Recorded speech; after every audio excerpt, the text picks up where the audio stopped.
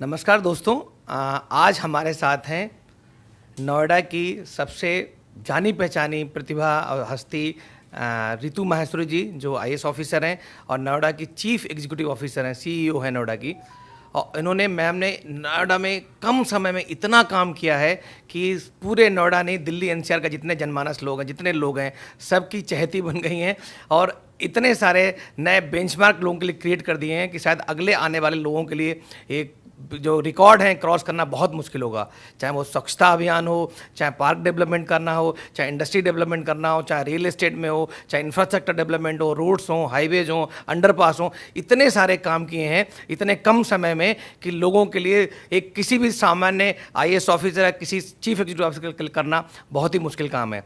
आज मैडम ने Felix hospital के जो वैक्सीनेशन सेंटर है उसको विजिट किया, उसका निरीक्षण किया और उसको देखा और साथ में आप सबको प्रेरित करने के लिए, हम सबको प्रेरित करने के लिए खुद कोविशील्ड, कोवैक्सीन जो वैक्सीन है, कोविड वैक्सीन है, उसको लगाया। और मैं मैडम से कुछ पूछूंगा कि हम सबके मन में कुछ ना कुछ भ्रांतियां, कुछ ना कुछ दुष्प्रभाव रहते हैं रिगार्डिंग द कोविड वैक्सीन, बहुत सारी शंकाएं हैं। तो उन शंकाओं के बारे में आज हम रितु माहेश्वरी जी से बात करेंगे। नमस्ते मैडम। थैंक यू ताजी।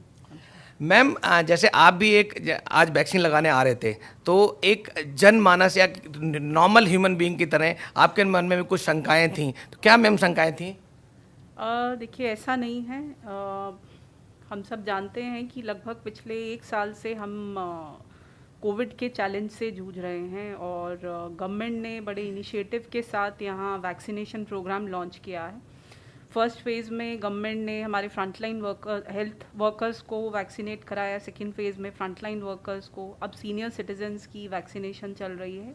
तो इतना वेल टेस्टेड प्रोग्राम है, इतना वेल कंडक्टेड प्रोग्राम है, तो कोई शंका की बात ही नहीं थी। और अब तो पूरे देश में, हर स्टेट में, हर डिस्ट्रिक्ट में बहुत अच्छे से दोनों वैक्सीन्स के माध्यम से वैक्सीनेशन चल रहा है और दोनों ही वैक्सीन्स बहुत सक्सेसफुली लोगों तक पहुंच भी रही हैं और इसके रिजल्ट्स भी, जो इसके सो कॉल्ड भ्रांतियों की आपने जैसे बात की, तो ऐसा नहीं है। कोई भी वैक्सीन लगता है, इवन नॉर्मल बच्चों में भी जब हम लोग वैक्सीनेशन कराते हैं तो थोड़ा बहुत फीवर है या हल्का पेन है, वो 1-2 दिन किसी भी वैक्सीनेशन प्रोग्राम के बाद रहता है।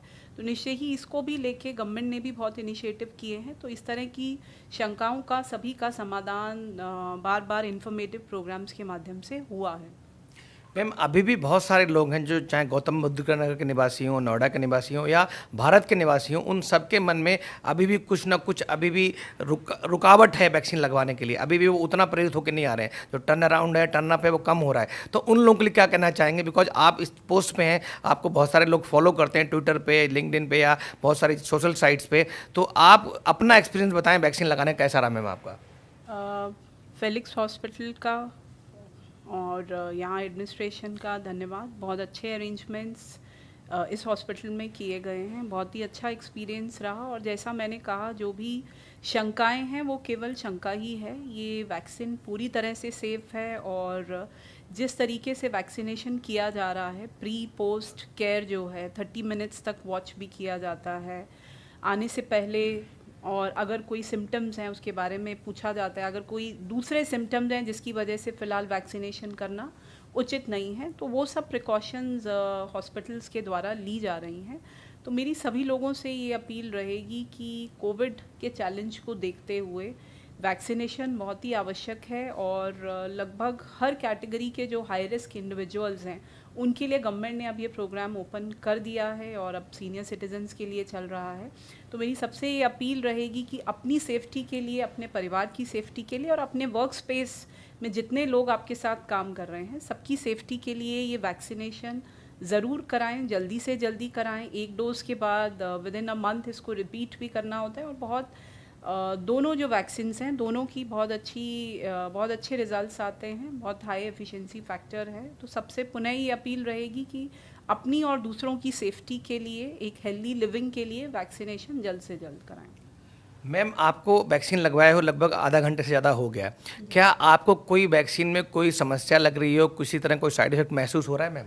नहीं, ऐसा कुछ नहीं है, बिल्कुल नॉर्मल है। हाफ एन आवर हो गया है और ऐसा कोई डिस्कम्फर्ट नहीं एक्सपीरियंस हुआ। अच्छा मैम, बहुत सारे लोग ऐसे भी हैं जो वैक्सीन तो लगवा रहे हैं बट उसके बाद उनको लगता है कि वो सुपर हीरो और सुपर ह्यूमन बीइंग हो गए हैं और वो जो प्रिकॉशंस हैं, जो कोविड अप्रोप्रिएट बिहेवियर है, उसको फॉलो नहीं कर रहे। मैं आपको देख रहा था पूरे दौरान, हॉस्पिटल विजिट के दौरान हर समय मास्क लगाए रहे हैं, जहाँ भी जाते हैं, जिस भी मीटिंग में रहते हैं आप मास्क लगा के रखते हैं। तो ऐसे लोगों को क्या संदेश देना चाहेंगे? देखिए, मैं सभी को यही संदेश देना चाहूँगी कि सबसे पहले तो वैक्सीनेशन से पहले तो ये सब प्रिकॉशंस कोविड के पर्सपेक्टिव में लेना ज़रूरी है। उसके बाद भी स्पेशली आपकी जो आउटकम है वो दोनों डोजेस के बाद जाके इसमें एंटीबॉडीज़ डेवलप होती हैं, नंबर 1। नंबर 2, क्योंकि ये पूरा प्रोसेस नया है तो वैक्सीन कितने महीने तक उसका इफ़ेक्ट रहेगा, कब एंटीबॉडीज़ डेवलप होंगी, तो बहुत सारी चीज़ें हैं जिनके रिजल्ट्स अभी लॉन्ग टर्म में ही पता लग पाएंगे।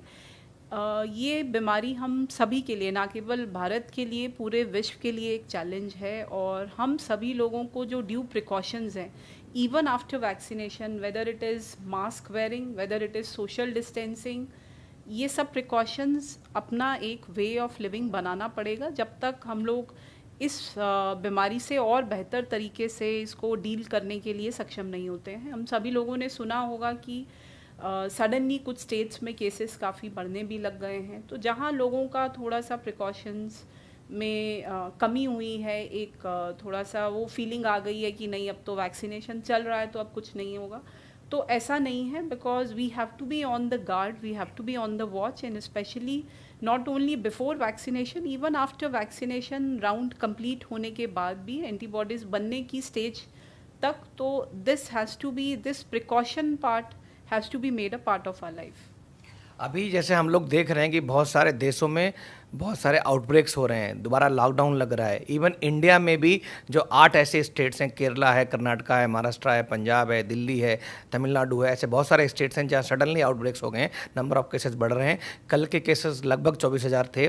तो दिल्ली में भी नए केसेस की संख्या बढ़ रही है, मृत्यु दर बढ़ रही है, लोगों की मौतें हो रही हैं। तो ऐसे दोबारा आउटब्रेक हो रहा है, इसको देखते हुए मैम आप गौतम बुद्ध नगर के लिए स्पेशली जो लोग हैं यहाँ पे, कि किस तरह से हम दोबारा ऐसे कुछ यहाँ पे सिस्टम, ऐसे कुछ आउटब्रेक नोएडा में ना हो, इसके लिए मैम 2 शब्द बोलना चाहेंगे?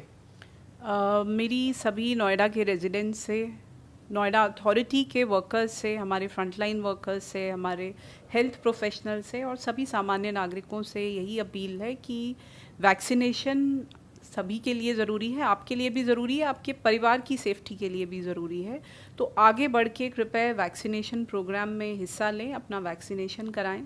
साथ ही कोविड प्रिवेंशन के लिए आप में और दूसरे लोगों में भी कोविड ना फैले, इसके लिए यह भी आवश्यक है कि आप जो नेसेसरी सेफ्टी प्रिकॉशंस हैं, चाहे वो मास्क का पहनना है या सोशल डिस्टेंसिंग है या अपने हाथ को लगातार बार बार धोना है, अपने ऑफिस स्पेसेस को लगातार सैनिटाइज करना है, तो ये प्रिकॉशंस को भी अपनी ज़िंदगी का हिस्सा बनाएं और आगे बढ़ के एडमिनिस्ट्रेशन के साथ बढ़ के वैक्सीनेशन में हिस्सा लें।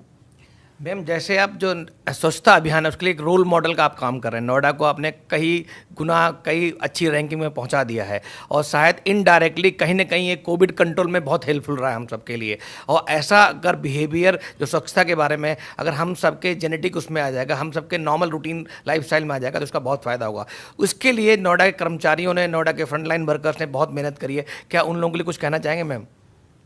मैं हमारे जितने भी फ्रंट लाइन वर्कर्स हैं, स्पेशली नोएडा के जो सैनिटेशन वर्कर्स हैं, उनको बहुत बहुत बधाई देना चाहूँगी। आज की स्थिति बहुत बेहतर है, लेकिन जब पूरे देश में लॉकडाउन था, जब नोएडा में लॉकडाउन था, तो हमारे फ्रंटलाइन वर्कर्स, हमारे हेल्थ प्रोफेशनल्स और स्पेशली हमारे पब्लिक हेल्थ के जो वर्कर्स हैं, जो हमारे स्वच्छता कर्मी हैं, उन्होंने अपनी चिंता किए बिना फील्ड में निकल के लगातार हम सभी लोगों के लिए काम किया। चाहे वो साफ़ सफाई थी, चाहे सैनिटाइजेशन का बहुत मैसिव कैंपेन उस वक्त चला था, तो उन सभी के एफ़र्ट्स को, उनके जज्बे को, वो बिल्कुल सैल्यूटरी एफ़र्ट्स रहे हैं। और उन लोगों की वजह से, उनके एफ़र्ट्स की वजह से नोएडा में जो इनिशियल एकदम से आउटब्रेक हुआ था, उसके बाद बहुत ही अच्छे तरीके से कंट्रोल हुआ। और इवन यहाँ के जो हेल्थ वर्कर्स हैं, हेल्थ प्रोफेशनल हैं, जो यहाँ के रिजल्ट्स रहे हैं, डेफिनेटली ना केवल नोएडा बल्कि नोएडा के आसपास के इवन एनसीआर से, दिल्ली से, यूपी के विभिन्न डिस्ट्रिक्ट से लोगों ने यहाँ पे आके अपना इलाज कोविड का पहले भी कराया है और अभी भी करा रहा है। तो डेफिनेटली जो डिलीवरी स्टैंडर्ड्स हैं वो हेल्थ प्रोफेशनल्स के भी बहुत अच्छे रहे हैं, और जो जनरल शहर में क्लेanलीनेस मेंटेन रही है, तो उससे भी पूरा ये जो आउटब्रेक रहा उसको कंट्रोल करने में हम लोग को बहुत मदद मिली है। मैम, जैसे हम लोगों को पता है इस समय कोविड के बाद स्वास्थ्य के प्रति लोगों के अंदर बहुत जागरूकता आई है। इवन जो केंद्रीय सरकार है उसने हमारा हॉस्पिटल का जो हेल्थ केयर का बजट है वो भी काफ़ी बढ़ा दिया गया है। इस समय आप प्रिवेंटिव हेल्थ बहुत इंपॉर्टेंट है, तो प्रिवेंटिव हेल्थ पे खाली कोविड की नहीं और क्या क्या चीज़ें जिन पे जनता को ध्यान रखना चाहिए, सो दैट जो नॉन कम्युनिकेबल डिजीज है, ये तो हम कम्युनिकेबल डिजीज़ के बारे में बात कर रहे हैं, नॉन जैसे डायबिटीज़ है, हाइपरटेंशन है, ओबेसिटी है, ऐसी बहुत सारी बीमारियाँ, कैंसर है, जो हमारे यहाँ एक विकराल रूप धारण कर रही हैं, इनके लिए कुछ बोलना चाहेंगे मैम? मैं जनरली एक ही बात कहना चाहूँगी कि हम लोग जनरली प्रिवेंटिव मेडिकेयर पे बहुत कम ध्यान देते हैं। जब तक बीमारी बिल्कुल स्ट्राइक नहीं कर जाती है तब तक अपने लिए चिंता नहीं करते हैं। तो एक हेल्दी वे ऑफ लिविंग हम लोग को अपनी ज़िंदगी का, हम अपनी रोज़मर्रा का ढर्रा बनाना चाहिए। एंड स्पेशली जैसे जैसे एज बढ़ती है तो regular medical checkups, regular testing, annual checkups, private sector में भी, गवर्नमेंट सेक्टर में जनरली कई जगह ऑर्गेनाइजेशंस अपने एम्प्लॉयज़ के लिए मैंडेट करती हैं, लेकिन जहाँ मैंडेटरी नहीं भी है तो एनुअल हेल्थ चेकअप सबको कराना चाहिए। और गवर्नमेंट सेक्टर में भी, प्राइवेट सेक्टर में भी बहुत सारे ऑप्शंस आते हैं, बहुत जगह कैंप्स लगाए जाते हैं, बहुत सारे एनजीओज़ भी इसमें जुड़े हुए हैं। तो डिज़ीज़ होने के बाद उसको रोकना ज़्यादा मुश्किल है और साथ ही उसमें पेन ज़्यादा है, लेकिन अगर हम लोग थोड़ा प्रिवेंटिव मेडिकेयर पे ध्यान देंगे, रेगुलर अपनी टेस्टिंग कराएंगे, रेगुलर एक कंसल्टेशन लेंगे, तो डेफिनेटली जो अगर बीमारी होती भी है तो वो एक रिड्यूस्ड फॉर्म में होती है और उसको कंट्रोल करना मच ईजियर होता है।